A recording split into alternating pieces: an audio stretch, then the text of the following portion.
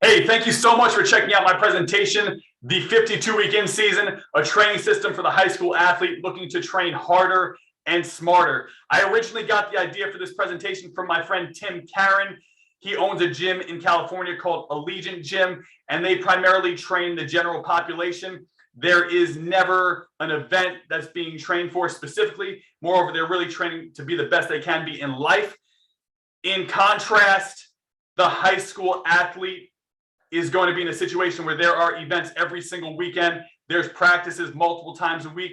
So there are a lot of other variables that need to be taken into consideration. And our training system has really adapted to those particular variables. So if I haven't ever met you, nice to meet you. My name is Sam Kavarski. I am a strength and conditioning coach. I started back in 2009 working at the high school level. I've made my way around the country working at different schools in the Division I level, at the D3 level, and have made my way back to high school as I continue to finish my degree in chiropractic. So blending a lot here, trying to take as much good quality information and provide the best possible training experience for the athletes that I work with. As a company, our mission, science over tradition, is to blend training, fueling, and recovery to provide athletes with improved performance and a reduced risk of injury. If we can do that, we'll be in a pretty good spot. Next, we have to talk about expectations. And that's always the first thing we did when our freshman athletes entered the collegiate weight room. We have to know our identity. We are a small facility, very small. We have great equipment. I've invested a lot of money into buying the best of the best. That's going to make a difference when it comes to just safety. But we also have to know this isn't going to be a eye-opening facility. If you're looking for smoke and mirrors, there are a ton of places that you can go for that. We're looking to put in hard work and people who don't really care about what the gym looks like. Okay, we want athletes who are going to understand the training versus working out. Anybody can work out. You can go to the gym. Some places you can go and get a whiteboard workout from a coach. Other opportunities present themselves, going to the edge, going to different places where you can work out with your friends. That's all well and good. For us, we are looking to achieve specific results over a specified period of time. We break our training up to identify specific goals, and we really aim to achieve those goals. If for some reason they're not achieved, then we have to go back to the drawing board and figure out why we didn't achieve those goals. So was it the programming? Was it the athlete not getting enough sleep? Was it nutrition? And we really, really focus on creating results that are going to transfer to the field. When it comes to intangible development, I think that it's even more important than the physical characteristics. Every athlete that is a science over tradition athlete is going to be Zoom focused. They're going to be dialed in on the training. They're going to be educated on how to train properly.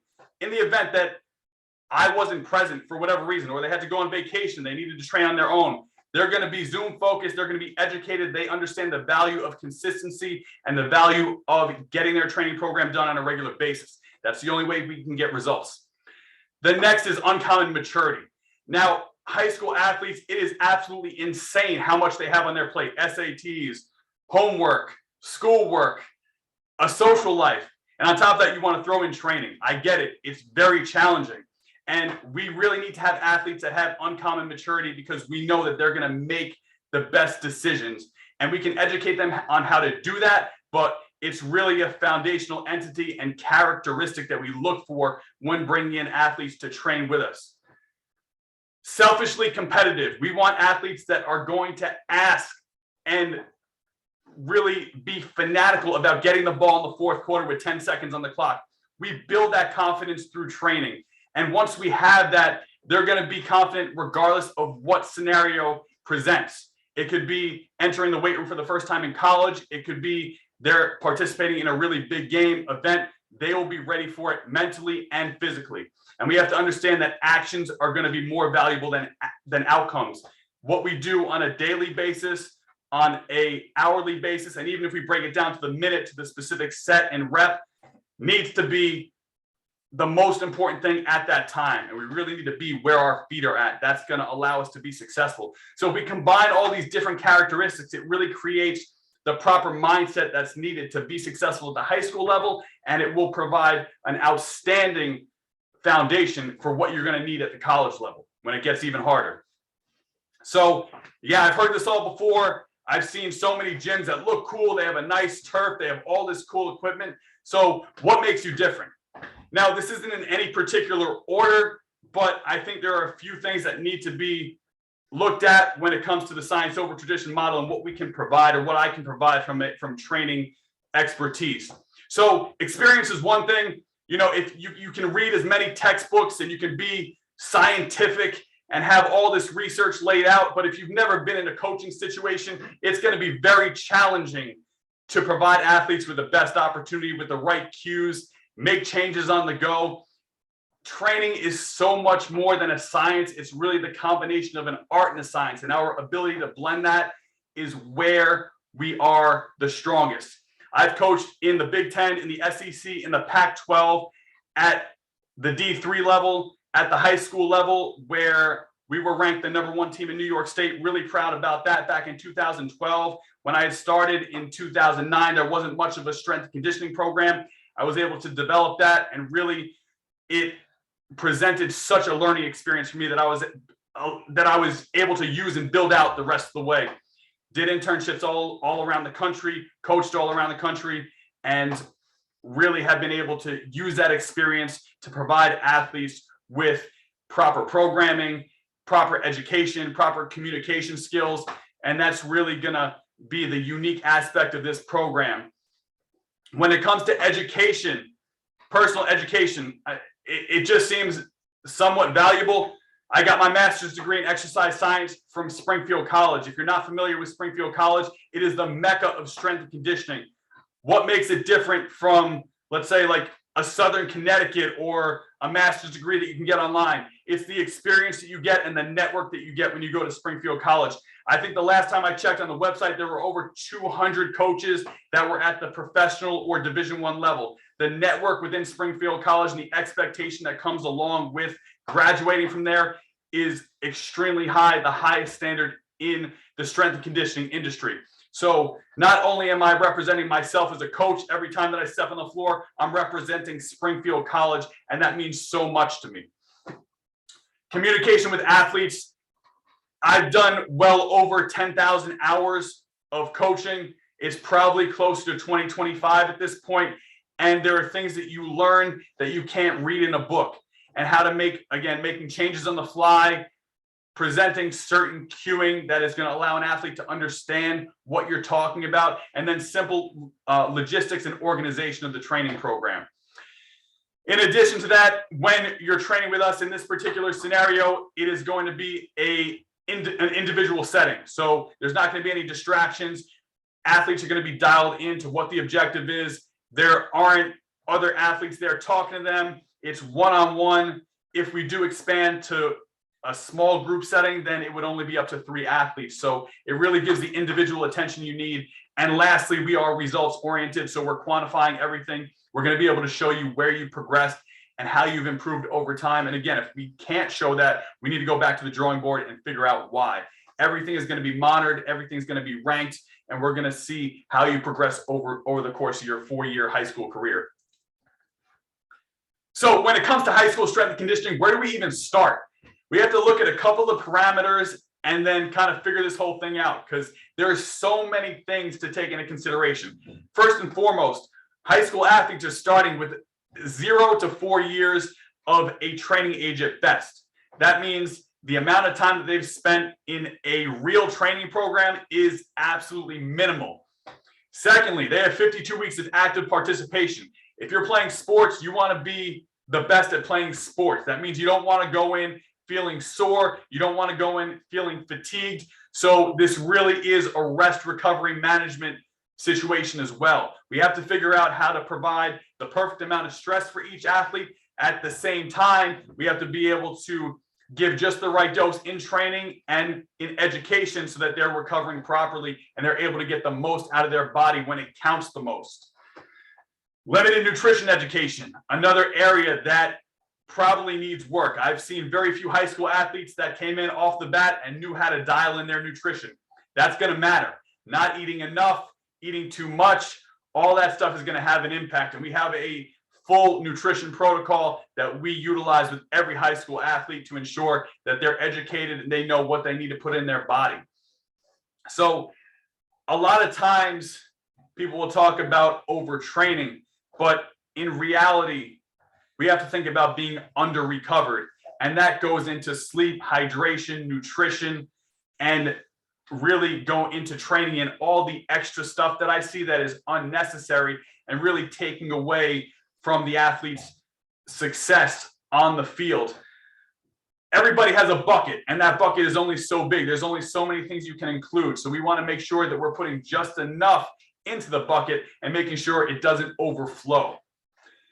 So in my mind, what I'm thinking every time an athlete comes in and they start with me, how can we impress your college strength coach on day one? And it's not going to be what you think.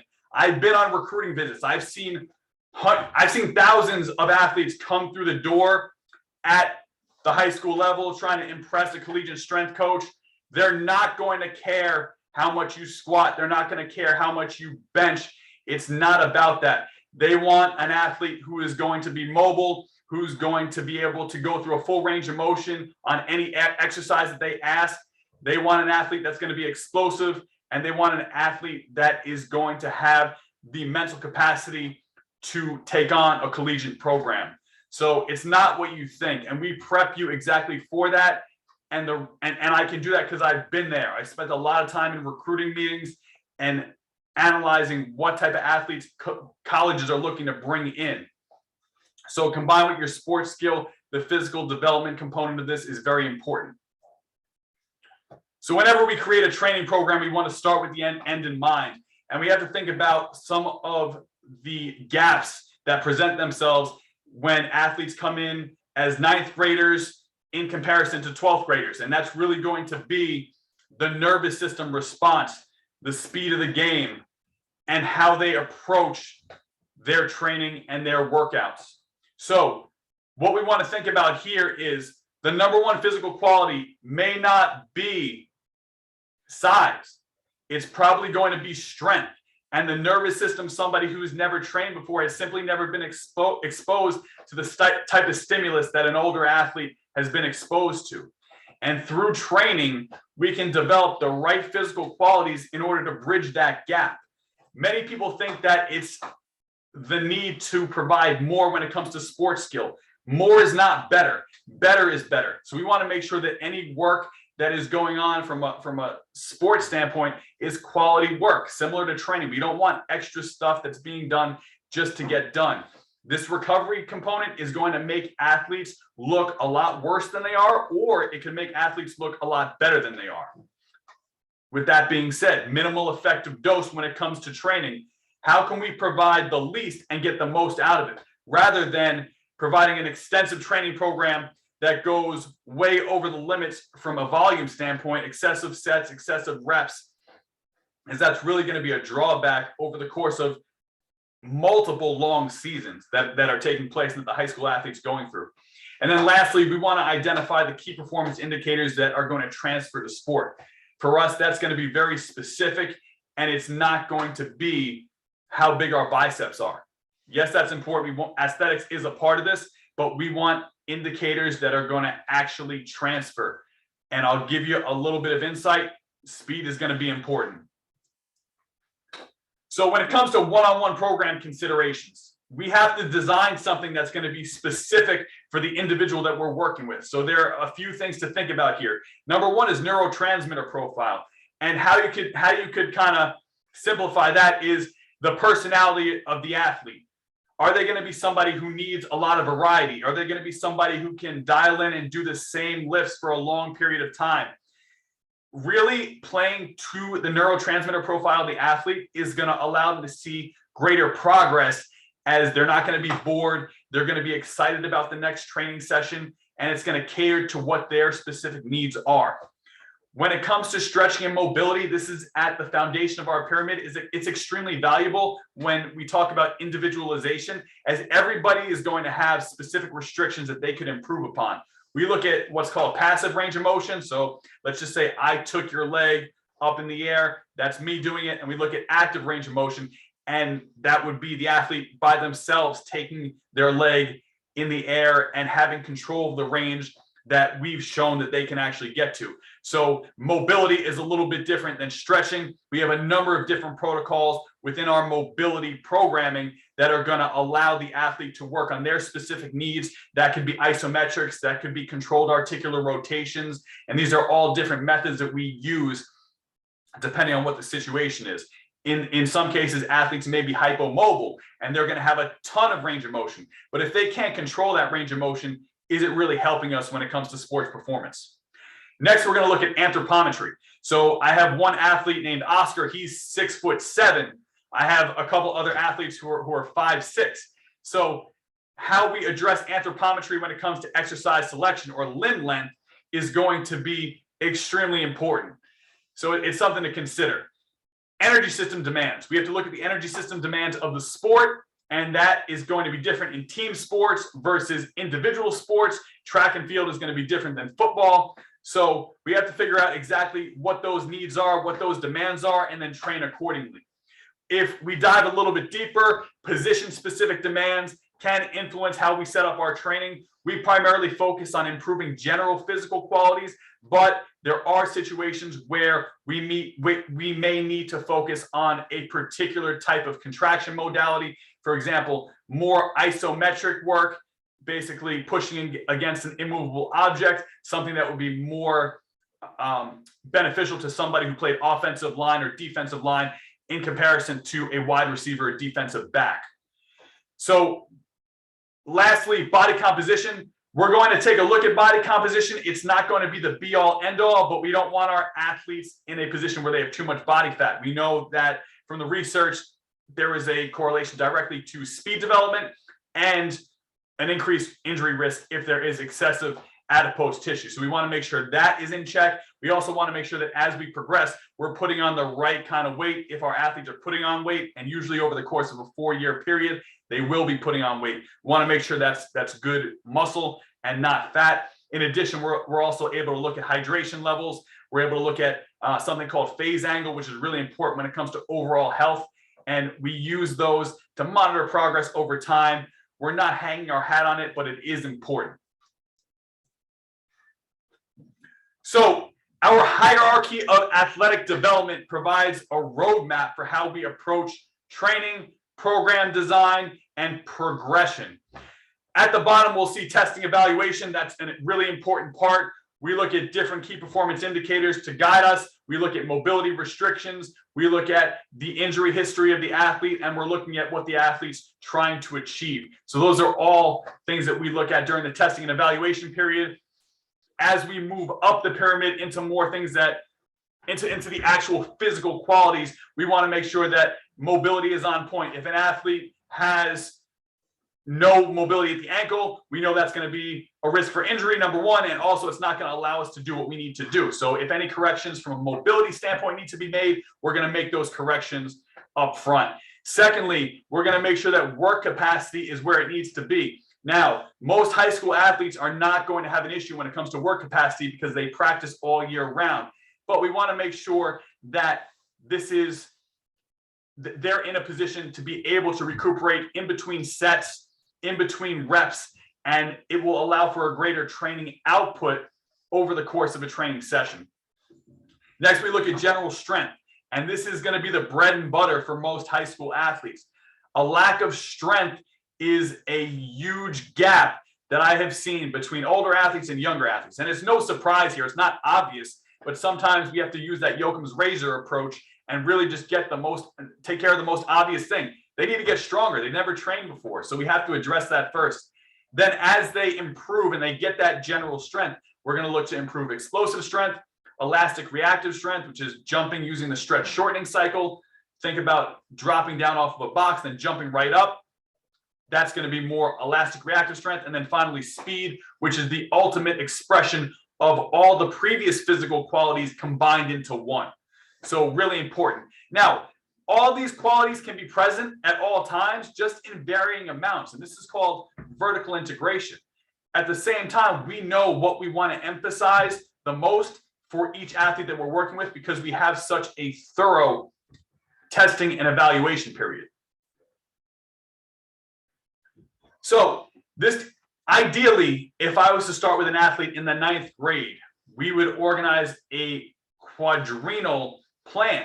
Basically means 4 years, and we would focus on 2 physical qualities throughout the course of that annual plan. These would be our primary and secondary qualities. Not to say that there couldn't be other areas that needed to be developed or that would be developed in the program, but these would be our emphasis. So year 1, general strength. Athletes come in, they have no motor control, they can't perform exercises correctly. So we break this down, we slow things down, and we allow them to really learn the movements, ingrain that properly, so that when we do add load, we're not adding load on top of dysfunction. Explosive strength, this is going to be our jumps and throws. Here we're going to focus on zone 1, just low level, linear, straight forward, straight back. Year 2, we would go into general strength. That would be a continuation or an extension of year 1, and just have a little bit more of an advanced loading protocol. Basically, they'd be lifting a little bit more weight than they did the previous year. We would also focus on adding in some variation when it came to explosive strength and more advanced jumps, throws, really looking to improve bar speed from the previous year at the same weight to show that we're progressing in various ways and that the nervous system is being activated properly. Year 3 and year 4, depending on how they do during that first half of high school, we can go into elastic strength as our primary focus. That's going to have a lot of transfer to sport.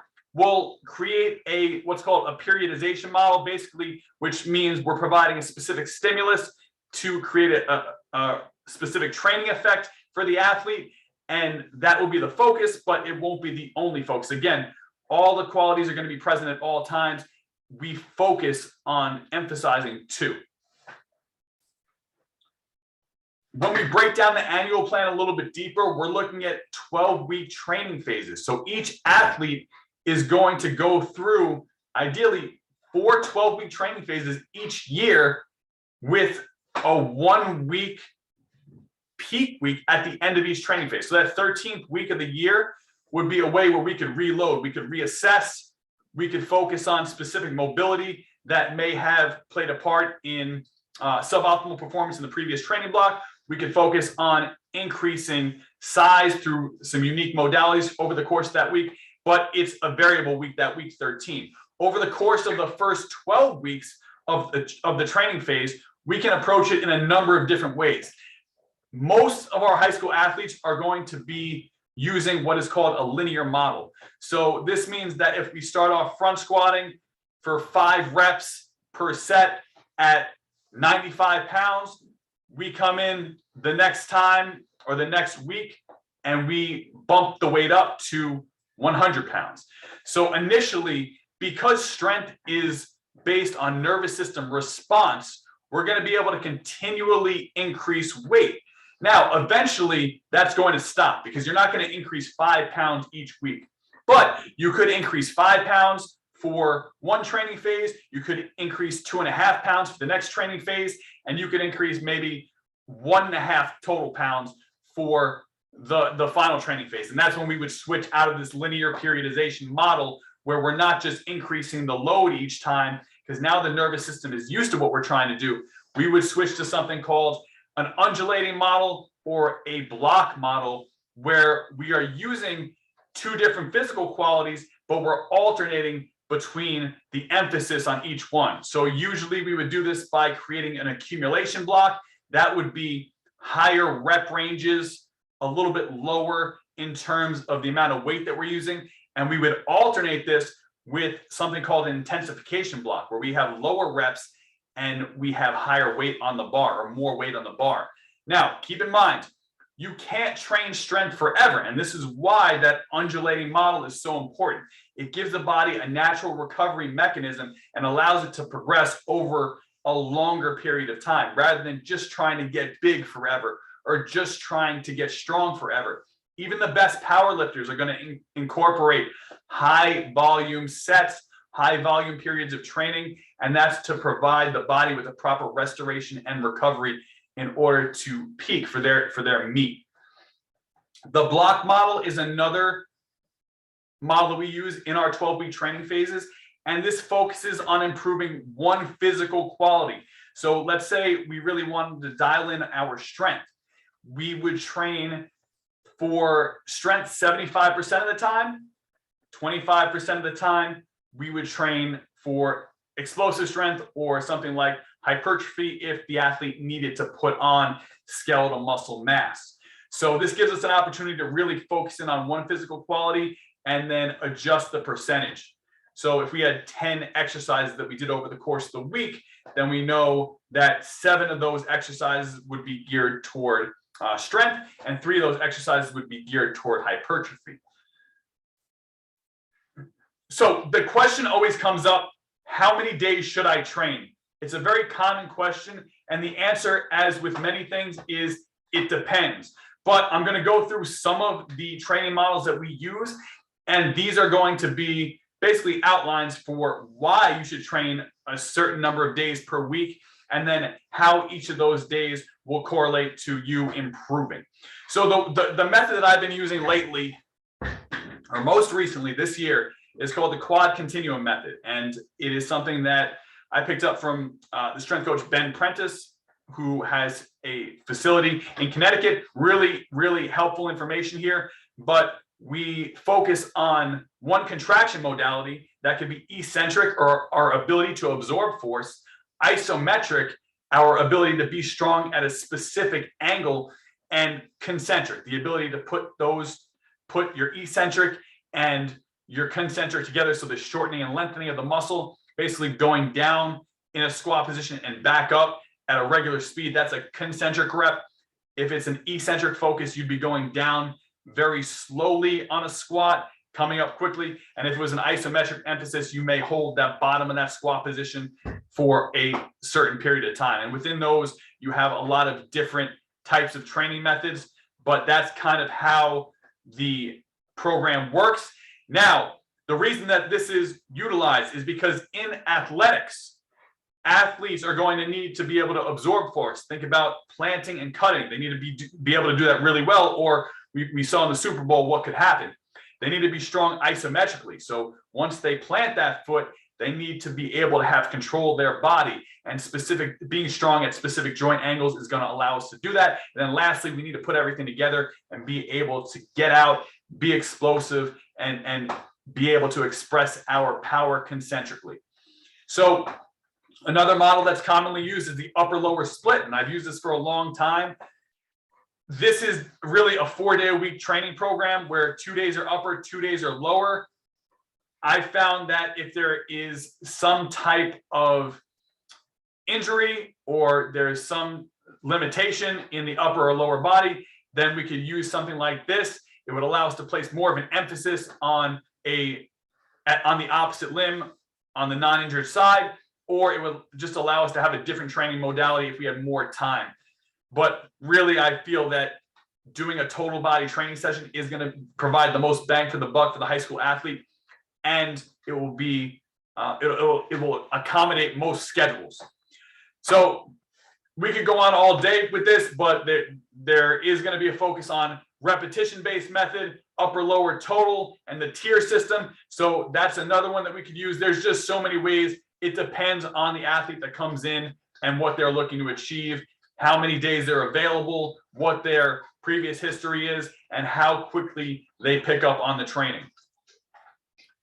Next, we look at exercise selection. And when it comes to exercise selection, we're focusing on ground-based, three-dimensional, multi-joint movements. We are going to be extremely strict on the range of motion for our athletes. We want to make sure they're going through a full range of motion.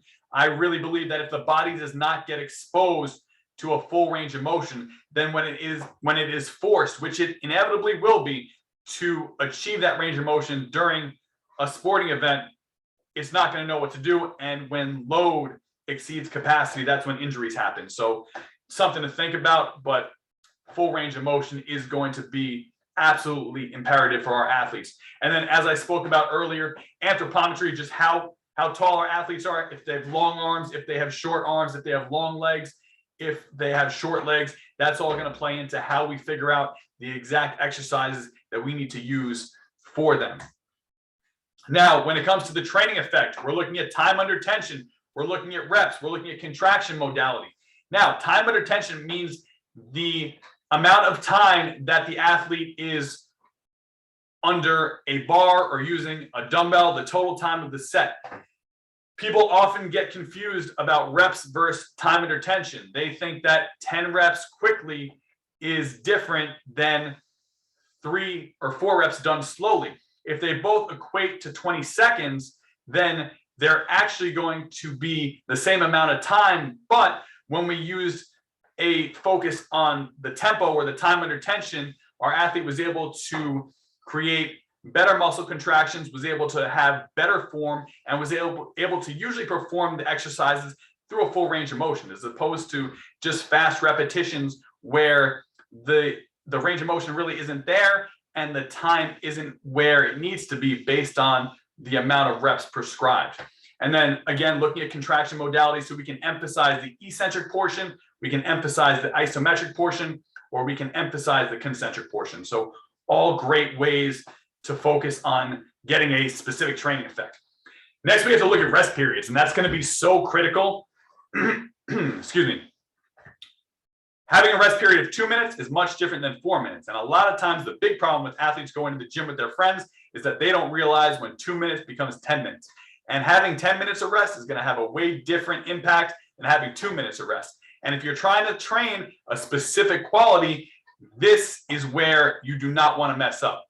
If you're trying to get a little bit more muscle mass, shorter recovery periods are better. If you're trying to get stronger, you may want to do a longer recovery period. And again, that's going to be specific to the individual that we're working with. And exercise variation. We can make small biomechanical changes that can have a huge impact on the way that a muscle is contracted, on the emphasis of what muscle is being used in a multi-joint movement. Variation does not need to be substantial. So we don't need to go from a squat to a lunge to show that we had variation. We could go from a squat, front squat, for example, to a heels elevated front squat. Still going to have a difference, still going to be different, but the variation will place a huge emphasis on the muscle we're trying to target. So nothing has to be major when it comes to variation. So another question that comes up a lot, can I train on game day, before practice, or after practice? Well, we want to look at this from a nervous system standpoint and try to bucket our days. So we can use football for an example. Tuesday practices are usually in pads. We would want to also perform our high intensity training day, maybe our squats, maybe our hang cleans, maybe our jumps on that same day. Our lower body or our low nervous system day would really include types of restoration, and that would want to also correlate with practices that were not as challenging. Probably a Monday practice, no pads, walk through or run through at the high school level. So we want to try to avoid having back-to-back days of a high nervous system stimulus. And if we take this detail into consideration, then our athletes are going to be able to recover better and be prepped for game day. Practice format does matter. So we need that feedback from the athlete. And this is why communication is so important. So when it comes to game day timeline, we want to make sure that our highest day of the week, if games are once a week, is never directly after the lowest day. And again, football comes to mind. Friday night game, we don't want to be sitting on the couch all day Thursday or just sitting in class all day Thursday. We want to make sure that we're doing something to prep the nervous system. So these neural prep sessions use different jumps, throws, sprints to help elicit a nervous system response and make sure that our highest day is not preceded by our lowest day from a nervous system standpoint. That's very important. It allows us to get the most out of our athletes on game day. So what type of results can you expect? Well, we're going to measure a lot of different things, so it gives us an opportunity to see progress in a lot of different areas. Movement quality is going to be the first thing. Our athletes have given us a ton of feedback talking about they feel better moving side to side. They feel better when they're doing their sprinting drills in practice. But overall, when you look at the athlete, they should be more structurally balanced. Their posture should be better. And this is going to allow for better movement quality and proper relaxation or contractions of proper muscles as they're going throughout the day and as they're training. Aesthetics.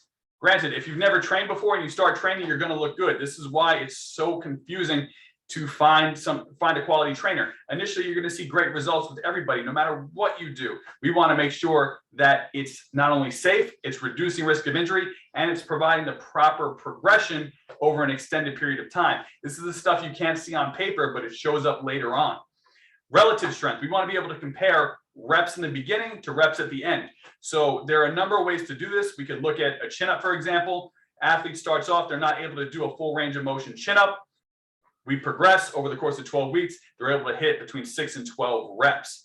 Another way to look at this is the quality of the rep. Maybe they're improving their depth on squat. Maybe they're improving the bar speed at the same weight, so they're being more explosive.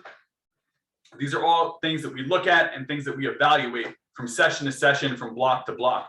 Jump height, jump quality. We utilize force plate technology to look at these. There are a ton of other variables that we have tracked. There's about 300. So if you're looking to improve performance after an injury, this is a way that you can do it. And in addition to that, it's also going to provide a full performance analysis. We can even test strength without putting any weight on the bar. And this is a really cool way to safely test athletes without putting them under too much stress and monitor power output and increases in strength over time. Next, we're going to look at speed, and that's going to be really the ultimate performance indicator for us because it's going to have the most transfer to the majority of sports. You're going to want to be fast, and if you're fast, you're usually going to be more successful. Faster athletes are usually better.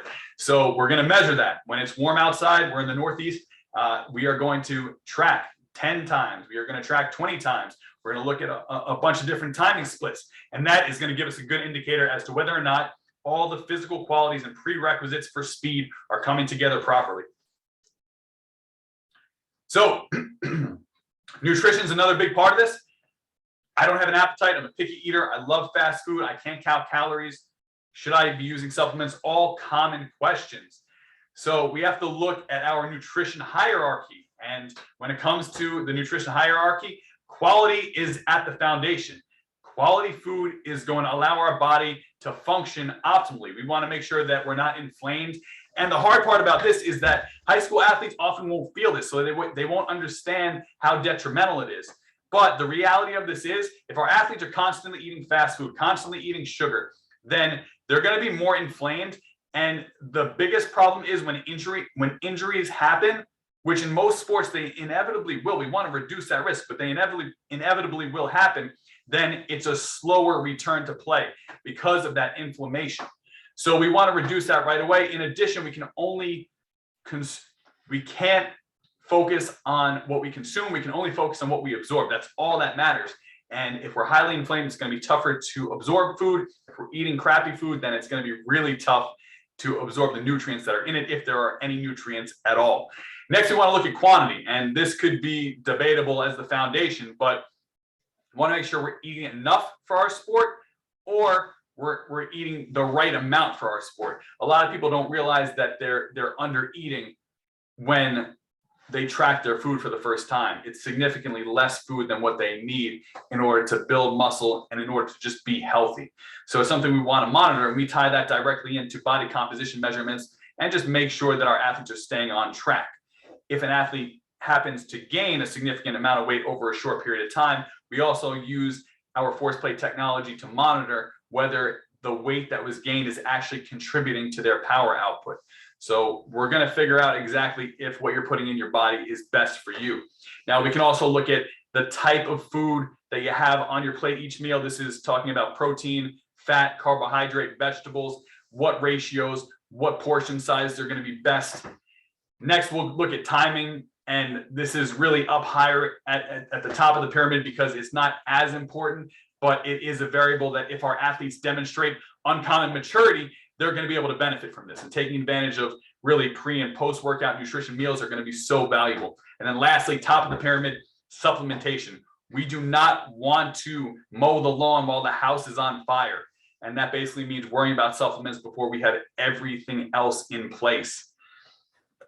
So again, going back to, I don't have an appetite. We got to meet our athletes where they're at. So if you don't have an appetite ever, we're going to start just trying to get a little bit of food in throughout the day, and we'll build on that. Progressive overload, but with nutrition. If they're picky with their food, we got to figure out what they like and what they don't like and start with wins. It's more important for them to understand how to be successful and then build on that confidence. They love fast food. Okay, but can we make better choices when it comes to the fast food place that you're at? And a lot of times there'll be nutrition coaches that try to make massive changes when that's just not really ever going to make a difference with these athletes. I've worked with so many athletes, college and high school, and just taking that approach is awful. It just never leads to good things. And athletes always tend to revert back to where they started. If you can't count calories, hey, we have other options for that. Appetite awareness, hand portion sizes.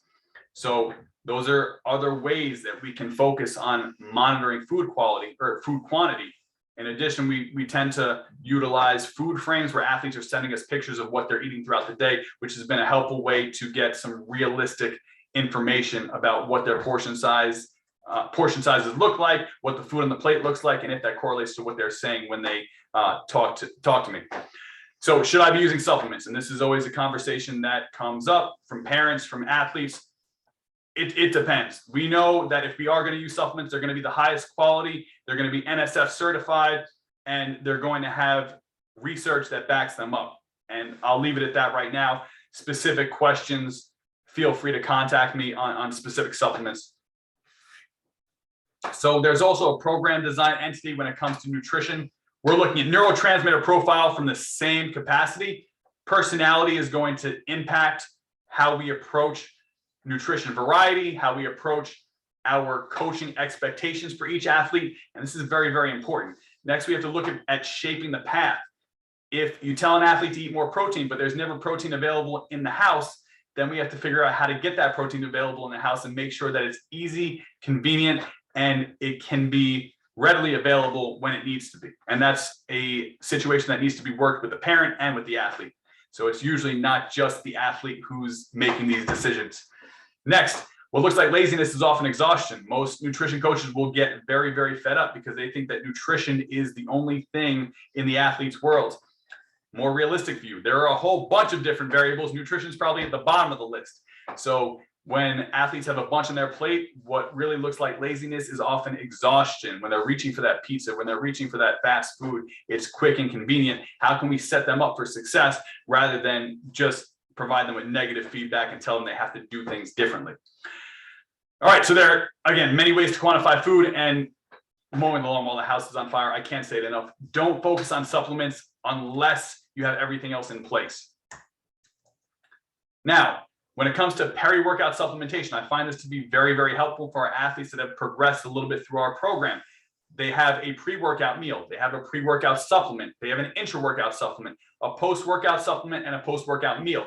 Now, this will provide outstanding results, but they have to be mature enough to be able to do this. I really like it because I know that they're taking their pre-workout shake, they're taking their intra-workout shake, and they're taking their post-workout shake all within a 30-minute window on the front end and back end of me working with them. So this will provide an enhanced recovery, and it will allow us to get more out of our training session. That is only when they're ready, though. Keep that in mind. All right, other considerations to make: blood sugar monitoring, blood chemistry, allergies, food variety, and then the most important question of all: how is that working for you? I don't care what the research says. I don't care what your friend told you. How is that working for you? We'll have the data to back it up and show you exactly how it's working for you. We're also going to take your feedback into consideration. We blend those two. We have a really good idea of what's going on. There's very little research on the specific individual who we are going to be working with. So we want to use that as guidelines, and it's usually very helpful, but how is that working for you is the number one question that we have to utilize. And then just talking about recovery a little bit here: Theraguns, Normatec boots, sauna, IV. It's not going to be the best approach. Really, you have to put the work in. Tempo runs, mobility, loaded stretching are all going to be so valuable. And when it comes to this, we provide it all on our app so athletes know what to do on their days off. They don't need me there taking them through mobility that they've done hundreds of times with me. They can do it on their own, and we provide the tools, the videos, the directions to do this. Peaking days over off days. We like to think about these days that we do not train as peaking days. We're preparing for the next training session. Our athletes have to understand how to get parasympathetic And if we can do this, we're going to be in a better spot. Our ability to recover is a priority. We know that they can get stimulated. How fast can they recover? How fast can they bring their heart rate down? How fast can they get into that parasympathetic mode? And then one thing that we're looking at moving forward, chiropractic considerations, manual muscle testing, musculoskeletal alignment, soft tissue optimization. We have to keep in mind health is a prerequisite to performance. So if the body isn't functioning properly from a musculoskeletal standpoint, then we're never going to be able to optimize what we are doing. I'm really looking forward to getting my doctorate in chiropractic and utilizing this as part of an all-encompassing program. For now, our athletes will be given references that they can use and great chiropractors that utilize these modalities. So steps to start. If you're interested in starting, we always begin with an assessment. It's pretty in-depth. It allows us to get good quality information. Next, we look at availability. We base our program design really on that. That's going to be the most important thing. We look at your sport. What are the needs of the sport? And then we look at a timeline. So we identify what we're trying to achieve in a specific period of time. Thank you so much. I know this was a little bit long. I hope you got something out of it. If you have any questions, feel free to message me and I'll be happy to help you out in any way I can. Thanks again.